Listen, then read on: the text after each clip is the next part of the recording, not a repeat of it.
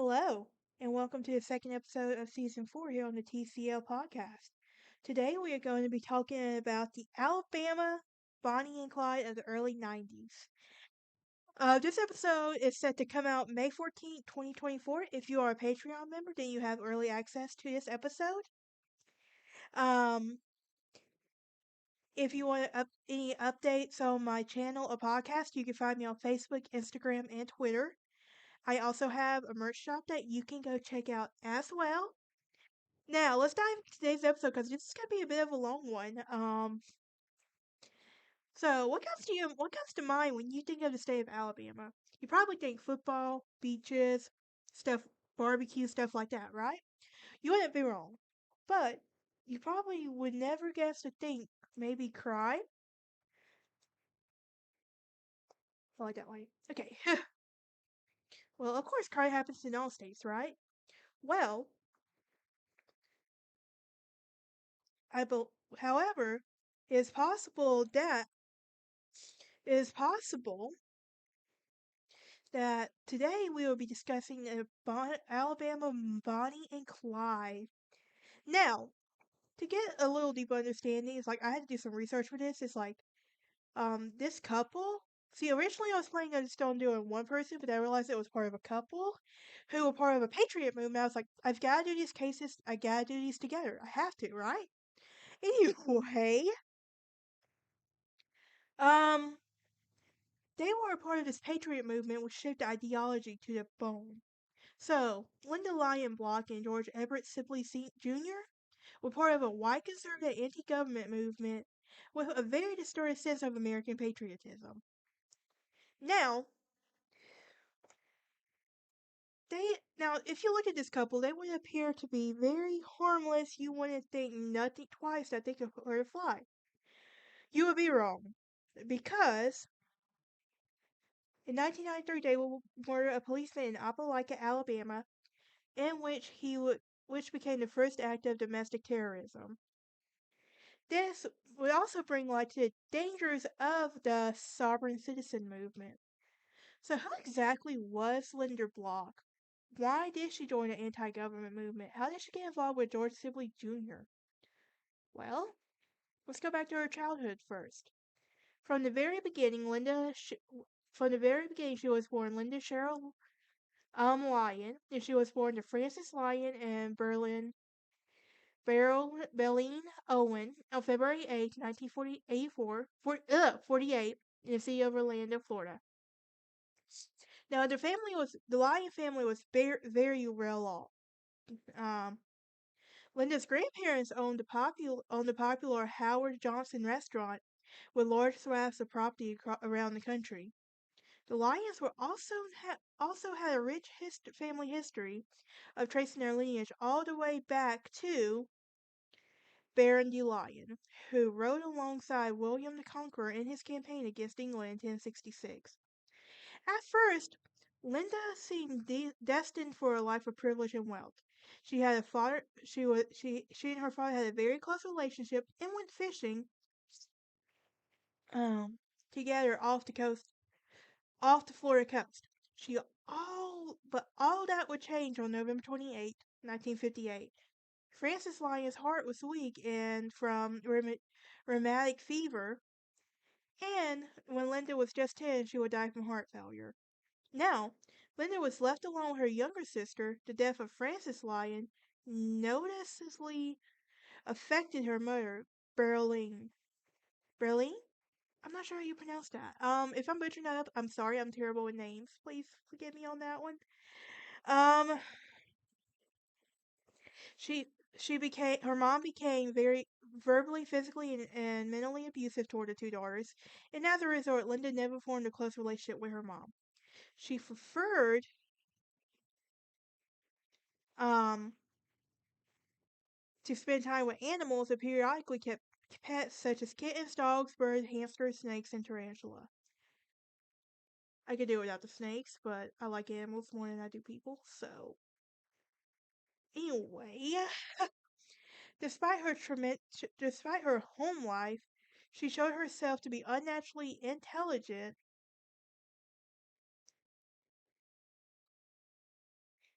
to be unnaturally intelligent and gifted. In sixth grade, she was transferred to a school program for exceptional students, and at 13, she found the love for poetry and began writing novels. Her mom, however, didn't share Lynda's love of literature and called it useless. Probably motivated by extreme jealousy at her daughter's talent, her mom she would periodically ransack Lynda's room and destroy any of her writings that she could. Nevertheless, Lynda was very persistent, and she had an aspiration to become a journalist. And in 1966, she graduated fourth in her high school class. She attended Orlando Junior College, but left after she became upset with the curriculum didn't fit her interest. So, for the next several years, she had alternate jobs, marriages, homes, and at one point selling her possessions and living out on a sea yacht. Now, let's enter George Everette Sibley. In the 1980s, she would meet and marry a man named Carl Block, and they settled in a secluded lakefront house in Orlando, Florida, where they would have a son named Gordon.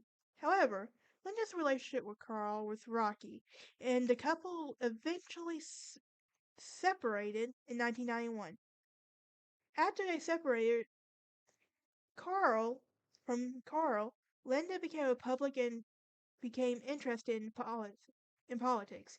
She began attending meetings in the Libertarian Party, where she would meet George Sibley. Now, who was George Sibley? Well, George Sibley Jr. had led a very different life from Lynda. He was uneducated, racist, fundamentalist Christian from rural Indiana.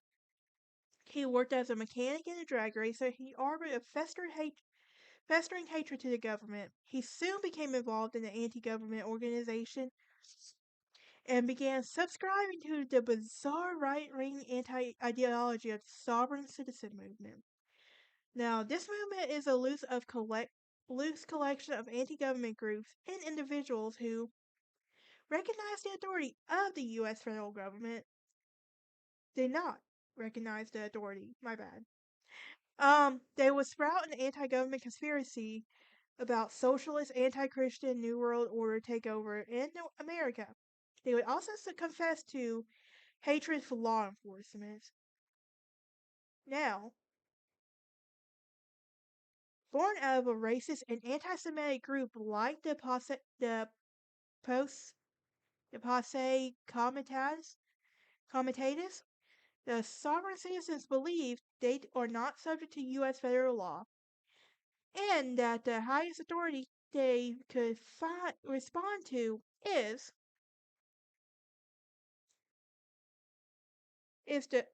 the highest authority they can respond to is the sheriff. Now, now they often don't pay any taxes, pay fines, carry driver's licenses, and believe among them that they cannot legally be arrested without their consent. You can see where this is going, right? Yeah. So additionally, they are notorious for litigation against the county officials, police officials, and judges. They often clog up the courts with multi-million dollar liens and lawsuits. Now, they are most dangerous for their love of firearms, and they believe that it is their God given duty to own guns and resist federal government tyranny. So, it was this movement that provided Lynda Block and George Sibley an outlet to their frustrations to them. All of their financial and personal problems were in fault of an evil conspiratorial New World Order while they, as sovereign citizens, were patriots to their country, fighting against government oppression and upholding the views of the founding fathers. Yeah, anarchists, really. Anyway, let's move on to the attack of Carl Block. Well, after becoming involved with the sovereign citizens movement, Lynda, along with Sibley, began publishing an anti-government magazine called Liberitis. Sibley spent over $20,000 of his inheritance into publishing the magazine, while preached anti-government conspiracy theories, railed against the liberal establishment, and gave tips on how to avoid taxes.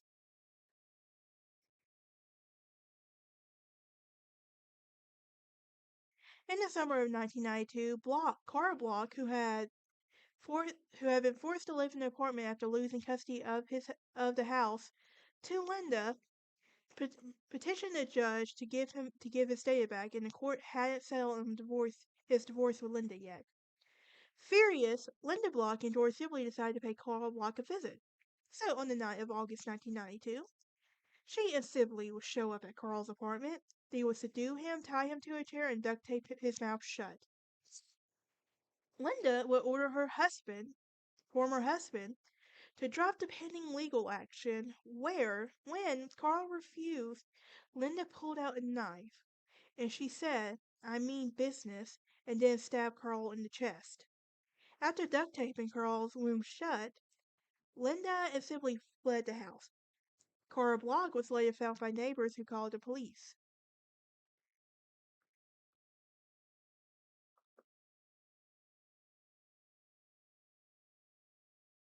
Now, Lynda and George were arrested and charged with aggravated battery and assault. Not wanting to drag the unpleasant divorce any longer, Carl Block asked to drop the charges, but the state attorney pressed the matter anyway. So, in July 1993, after the prosecution agreed to put the couple on probation, Lynda Block and George Sibley pleaded no contest to the charges, and they were scheduled to be sentenced by a judge, James Hauser, on September 7, 1993. It was now that Sibley and Block began trying out their sovereign citizen tactics against the judge who was to sentence them. They filed documents with the court claiming that Judge Hauser was an illegal alien and they were not subject to his authority.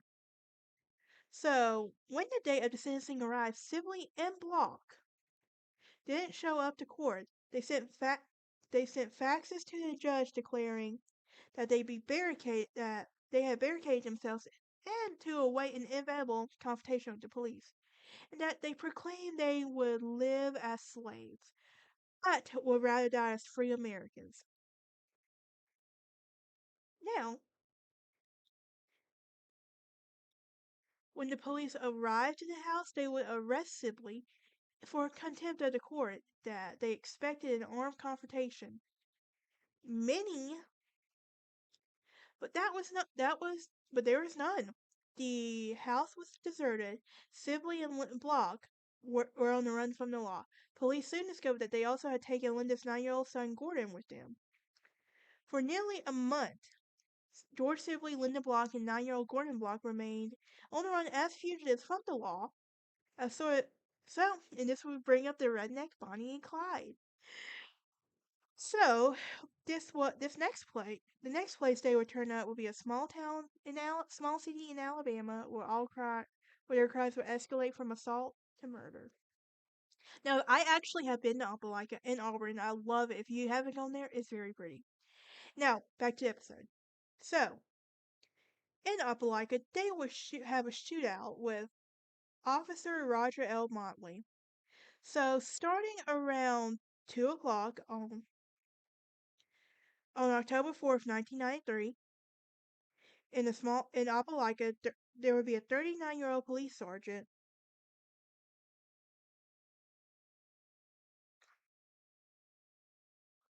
who who was on a routine patrol when he stopped his squad car at the parking lot of the Pepperdale's Corners Shopping Center, and he would be running an errand for his police department at the store. Now,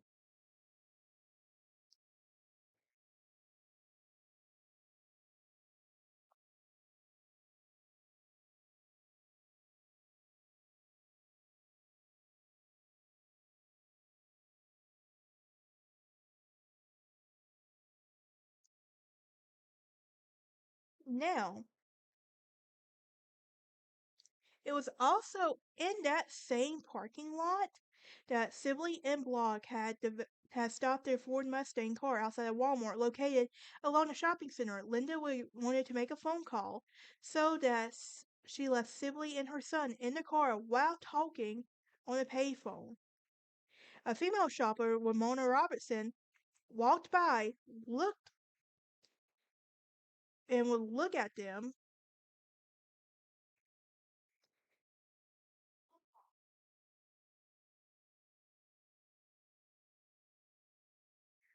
Sorry, guys.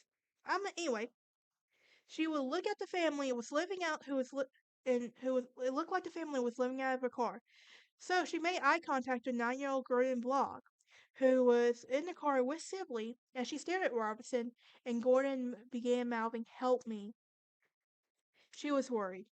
So, she didn't know if Gordon had been kidnapped or if he otherwise needed assistance. Either way, she wasn't comfortable with the situation, and nearly Robinson spotted Motley in his patrol car, and she asked if he would check on the child to make sure everything was all right. Motley agreed to take a look, and he radioed his department that he was going to check in a child in distress. Motley drove the patrol car over to the Ford Mustang, and he noted that the car's license plate was not valid, and the plates were read UCC 1-207, a reference section to the Uniform Commercial Code, in which is often cited by sovereign citizens as proof of their supposed exemption from the federal law. Motley parked the car behind the Ford Mustang. Block was still busy talking on the phone, but Sibley noticed that the officer would pull up behind the car. Afraid he and Block would be interested in Sibley, excited, his car, she exited. Sibley exited the car, and Motley walked up to him. Now, Motley probably had no idea that Sibley and Block were fugitives. But he asked Sibley for his driver's license anyway. He stated he didn't have one and that he had no contracts with the state. Showing the baffled officer some sovereign citizens documents, Sibley went on to try to explain why, as a sovereign citizen, he did not need a license. And Motley insisted please step away from the car. He was already annoyed and confused by his Sibley's behavior.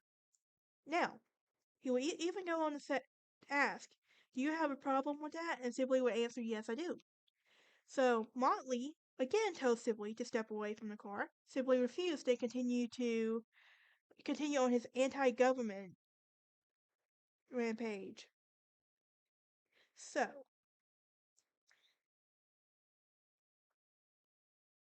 Sibley would chase Motley, firing two shots at the pistol from his pistol at the officer's back. Motley was hit in the left arm, but he was able to take cover behind his patrol car and draw his own weapon. Taking aim at the revolver of the gunman, the officer shot 3 rounds back at Sibley, grazing him in the left arm. Despite his wound, Sibley aimed and fired 6 more shots at the pistol. Pinning the officer down, he began in his squad car. Bystanders and shoppers in the local parking lot began screaming and dove for cover, and the two men exchanged fire. Lynda Block, who was still on the phone, heard the gunfire and saw Sibley and Motley exchange shots. Block was behind Motley, and he was taking cover behind his patrol car. He didn't notice her, and because he was too focused on Sibley. Now, Block would drop the phone, pull out a 9mm Glock pistol from her purse, and run toward the officer. Crouching into the shooting, Block would fire 2 rounds from her pistol. Officer Motley striking back, as Motley would continue, turned around stunned to face Block as she fired a third time, hitting him in the chest. Badly wounded, Motley struggled to get out of his patrol car. Thinking the officer was trying to retrieve a shotgun, she fired another 4 rounds of her Glock pistol through the patrol's car back window. striking Motley several times before he he was a he tried to drive his squad car away. The police car limped a few feet forward before striking a parked vehicle coming to a stop. Now, Roger Motley's patrol car damaged.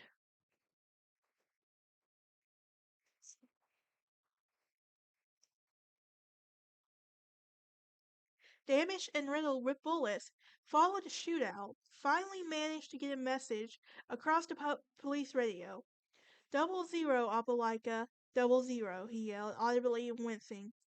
He then slumped back in the car as Lynda Block and George Sibley climbed into their Ford Mustang, reloaded their weapons, and sped out of the parking lot. A 00 to Officer now. So what that basically means is that an officer is in trouble, needs assistance immediately, and the alert was all over the police frequencies. Pepperell Corners, 00, shots fired in the parking lot announced to a dispatcher. Every available police unit began racing to the scene of the shootout, and the ambulance drive arrived at the shopping center within minutes. But it was too late for Roger Motley. The 18-year-old police veteran had been shot 5 times with a fatal injury wound to his chest. Despite the best efforts, Roger Lamar Motley died at the hospital. He left behind his mom, his wife, and his 4 younger children. So let's talk about the standoff. Block and Sibley attempted to escape before the police could confront them, but Sibley, unfamiliar with the roads in rural Lee County, Alabama, took several wrong turns, and wasn't long before the police car spotted the couple's Ford Mustang. Now, they would advise the units to get in front of them, and that they would turn on the lights and sirens to give pursuit within minutes. Sibley and Block were leading dozens of police cars in a high-speed chase across the highway. The couple drove in excess of 90 miles per hour and was trying to find a way out. Finally, Block and Sibley came upon a police roadblock in the city of Auburn. And the couple pulled their Mustang over, loaded their guns, and prepared for a final showdown with the authorities. Not wanting their 9-year-old Gordon to be caught in the crossfire, Lynda Block tearfully kissed her son goodbye, told him to be a good boy, and let him walk toward the police, who led him to safety. Now, as the standoff would progress, a SWAT team had arrived on the scene preparing to bring an end to the incident. They told the couple that if they did not surrender in 5 minutes, tear gas would be fired at them. Block and Sibley remained in their Ford Mustang with an arsenal weapon. They repeatedly shouted to the police that they did not want to be taken aback. Block and Lynda and Sibley debated killing themselves, but in the end, Lynda decided to live and fight another day. After a 4-hour standoff, Block and Sibley emerged with their hands up and surrendered to the police. The couple were handcuffed and lay on the ground as the police searched their van. Lynda Block and George Sibley were taken into custody by police following the standoff. Inside the Ford Mustang, the police found arsenal of weapons in addition to a couple sidearms in the shootout. They recovered a 22 caliber pistol, a 25 caliber Beretta handgun, a Star 9mm pistol, a Chinese-made SKS assault rifle, an M14 with a scope, several military knives, and over 1,000 rounds of ammunition. Also in the car was large amounts of racist and anti-government literatures. Now, these weapons and sovereign citizens' paraphernalia recovered from Sibley and Block's car, and George Sibley was taken into an emergency room, and he was treated for a gunshot wound. And the doctors determined that he was a minor, and he was released from the hospital the same day. Both Sibley and Block were held without bail in solitary confinement in Lee County Jail in Opelika to await trial. Now, with the trial of Lynda and George Sibley, they would appear the next day in court and charged with the death of the police officer. They both pleaded not guilty, although they would dispute the fact that they had shot the officer. Now, Block and Sibley both maintained that they had done so in self-defense to avoid an unlawful arrest.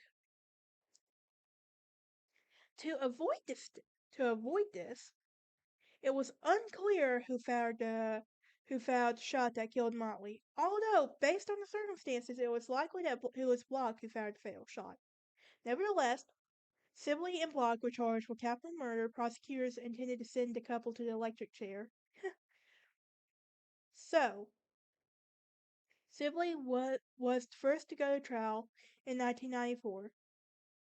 He maintained that he had fired in self-defense, but the jury didn't buy him.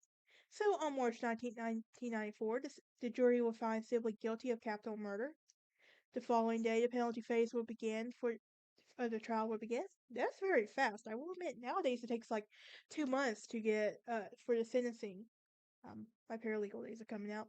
Anyway, Sibley, in the last attempt to save his life, claimed that Block, not him, had fired the shot that killed Motley. While that may have been true, it was in no way excused Sibley. He was just as guilty as his common law wife. Now, the jury unanimously recommended the death penalty for Sibley May 20th, 1994, after a sentencing hearing, and the judge upheld the jury's recommendation on June 10th, 1994. He sentenced George Sibley to death for the murder of Officer Roger. Sibley was sent to death row at Holman. Next up on the trial, you guessed it, Lynda Block. Prior to her trial, she had been arguing against her own defense team. So her attorney knew that an acquittal would be impossible, but he was doing his best effort to save her from the chair. But she was insisting that they try her as a sovereign citizen, defense in court, but refused to express any remorse for Officer Motley, whom she referred to as a bad cop. So she was arrogant, sensuous, and deeply deluded by her beliefs. She would end up firing all her attorneys and, to surprise the prosecution, claim she would represent herself in court. Now, where else have we seen this case in history where this has happened? Well, if you guessed it, we have Daryl Brooks, who was our most recent one with the shootings and I can't think of how you pronounce it. And then we also have Bundy, who would ultimately fire his attorneys and represent himself. Like, do these people really think that? I don't know. Anyway, her trial would commence in late 1994, in a year after the murder of her officer Motley. Ron Myers, the lead prosecution attorney, painted Lynda Block as a remorseless, cold-blooded killer, a coward who had shot and dedicated policemen in the back. Now, when she arrives to court, her defense was typical of the sovereign ideology. She claimed inaccurately that Alabama had never really been readmitted into the U.S. after the Civil War, and hence that the court had no authority to try her. She cited obscure and outdated documents such as the Articles of Confederation as proof of her sovereign citizen status. And like Sibley, she claimed that her killing Officer Motley was in self-defense, but with Sibley, the jury didn't buy Block's defense. On December 1st, 1994, after a 4-day trial, they found Lynda Lyon Block guilty of capital murder.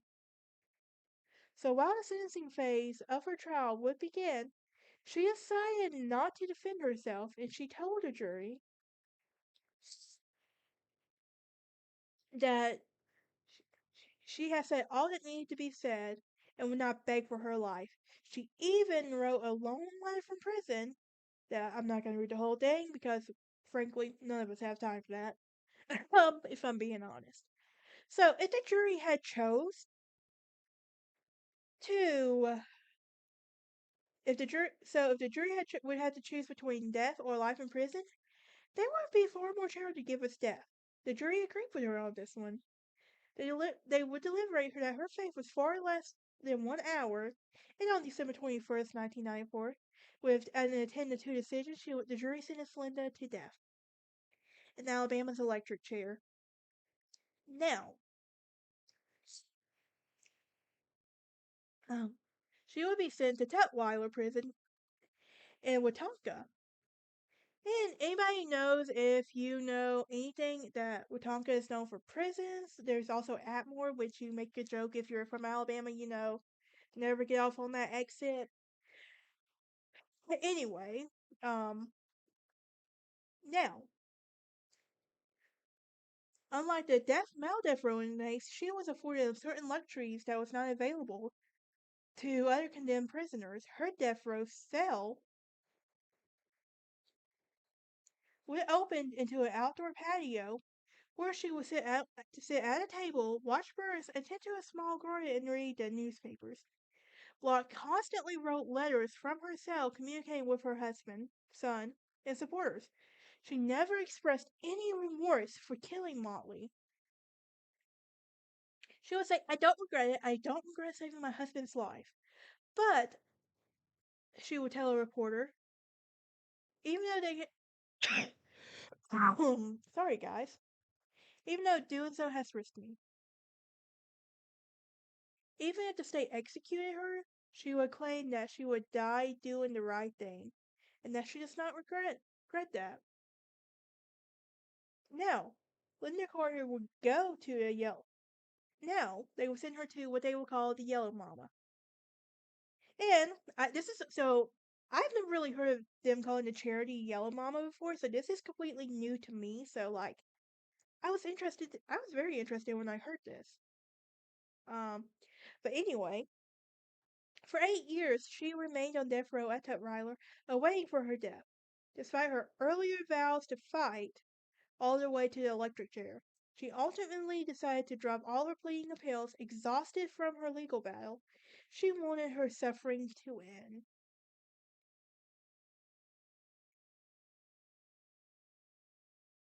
So in 2002, the court finally set an execution date, and she would die in an electric chair at midnight on May 10, 2002. A few days prior to her execution, she was transferred to Holman near Atmore. Um, waiting for her was Alabama's infamous 75-year-old wooden electric chair, nicknamed Yellow Mama, for its bright yellow color. And the chair would have been built in 1927 and have been used in the execution of 176 men and one woman from 1927 and 2000. On the eve of her execution, she would spend her final hours in an isolation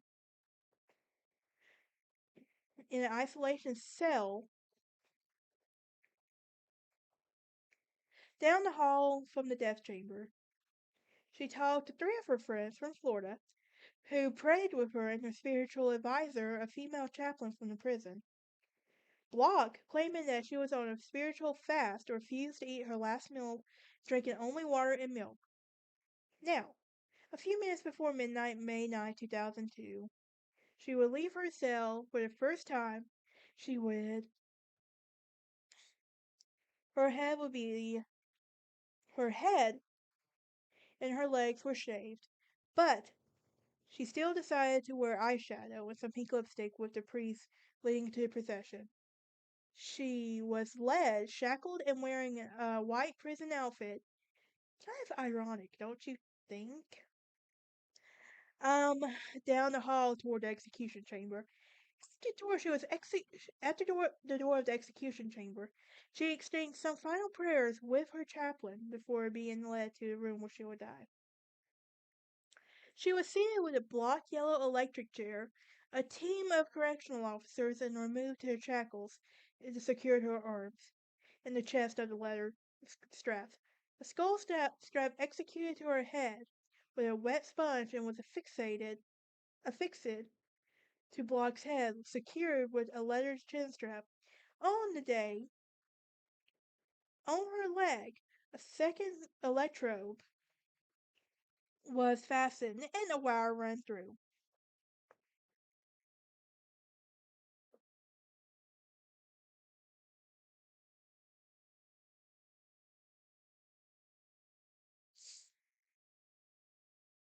Now, Lynda Lyon Block was executed in Alabama's infamous chair.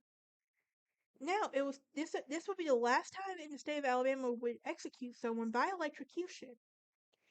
And at 12 o'clock on May 10, 2022, the blinds to the witness rooms were open. Roger Smotley, mother, and several journalists went inside. She said she gave him a stoic, emotionless glare, and one journalist later remarked that it appeared that she was trying to stare a hole right through him. The warden walked to the execution chamber. He read the death warrant to Block, asked her if she had any final statement, but she said no. And she began to pray silently to herself, and a black hood would appear over over her, and the warden left the chamber. Now, honestly, I can't imagine, I don't know what it'd be like watching someone die by electrocution, die in the death penalty chair. I don't know what it just. See, here's the thing. I don't do hospitals when someone's dying, because I don't know, Anyway, inside the control room, the warden activated the electrocution machine's power source, engaged several levers, and the guard put a bright yellow ready sign with the death chamber window. The warden pulled the switch and activated the electric chair. 2,500 volts of electricity surged through her body into Lynda Block's body, where she tensed up and jerked in the yellow electric chair as the steam smoke rise from her body and left her leg. After nearly 20 seconds, the machine switched a 250-volt surge of electricity for another 100 seconds, in which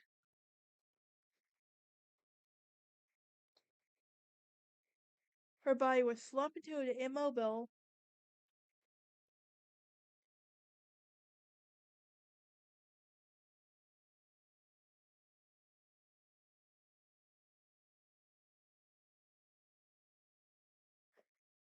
Sorry, guys, that was an email about my rent I'm trying to make.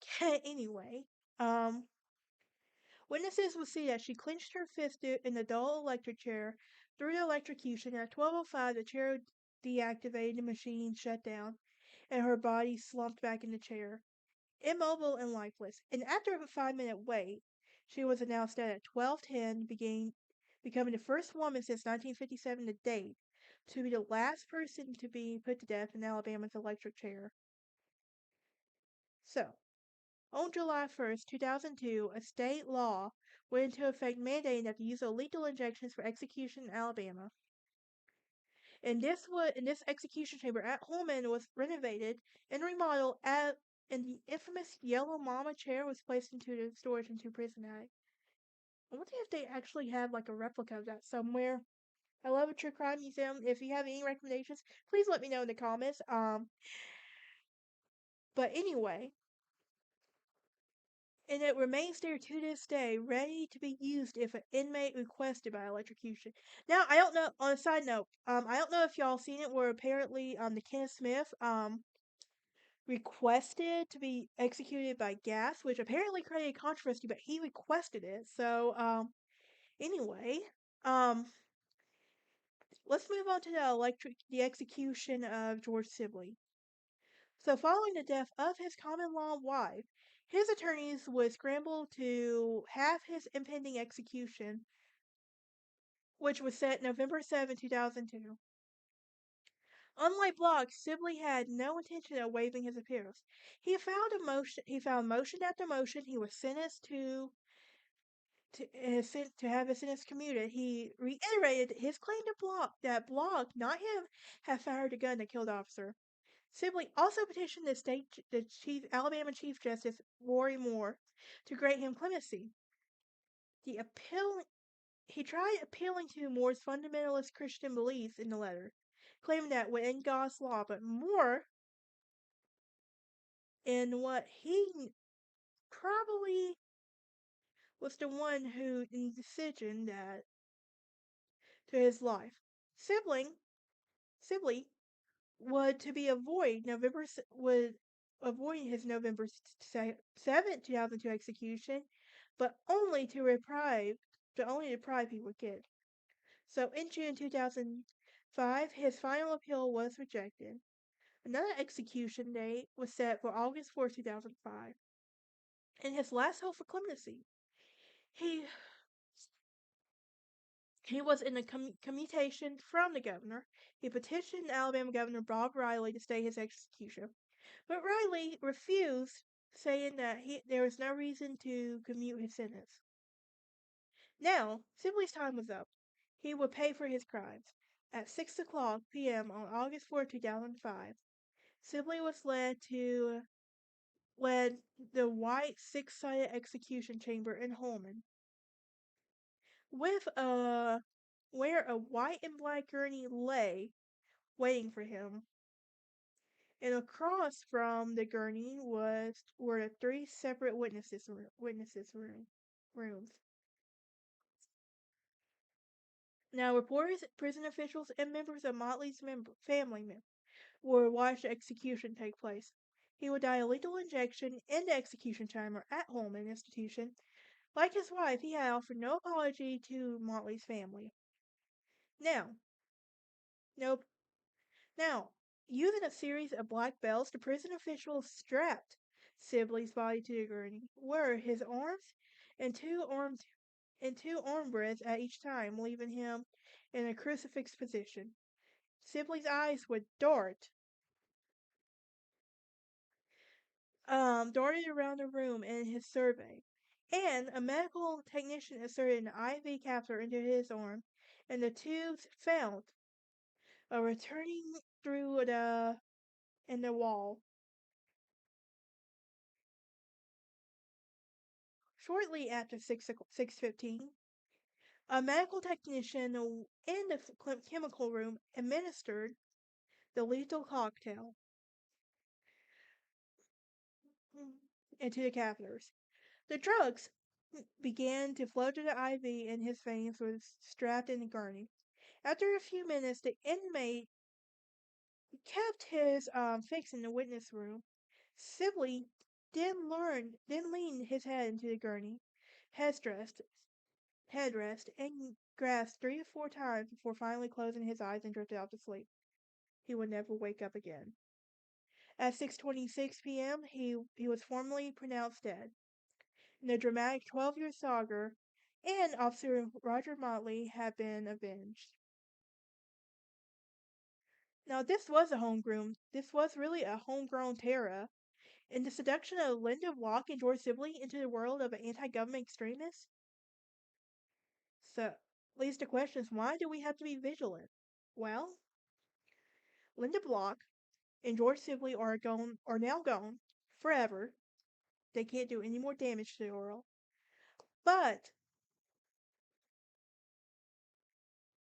this dangerous movement is still in existence, and it led to them to a life of crime and murder, and is still very prevalent across the U.S.